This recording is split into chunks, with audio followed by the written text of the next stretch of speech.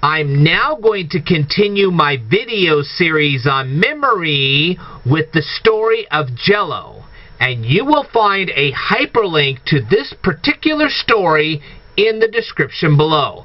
Now, how are we going to remember the details of this particular story? This is how we're going to do it.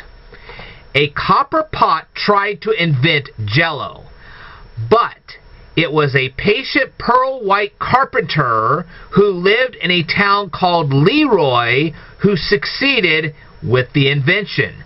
His wife helped him invent it in May. Okay, not really, but this is how we're going to remember. Remember, we're going to remember these things even though they're not exactly accurate.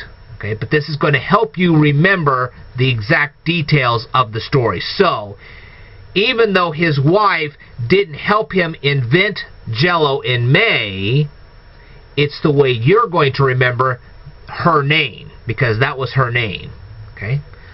But he had a tough time marketing the product. So he found an orator named Frank. Frank owned wood covered in warts. Okay, imagine a plank of wood covered in warts.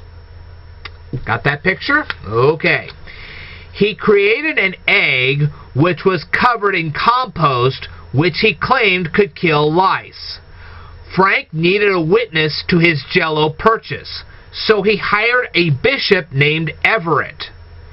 Andrew, a man who manufactured nickels, also supervised the manufacturing of Jell-O. So who advertised Jell-O? Well, the person who advertised Jell-O was named William. He hummed music which was composed, this particular music was composed by Johann Sebastian Bach.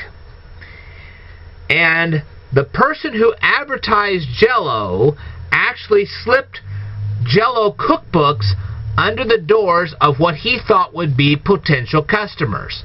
They read the cookbooks, they bought the Jell-O, and the rest is history.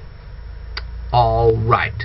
Thank you very much for watching this particular presentation. I hope it helps you remember the details of this particular story. Alright, I will tell you more in a future video, so I would like for you to stay tuned.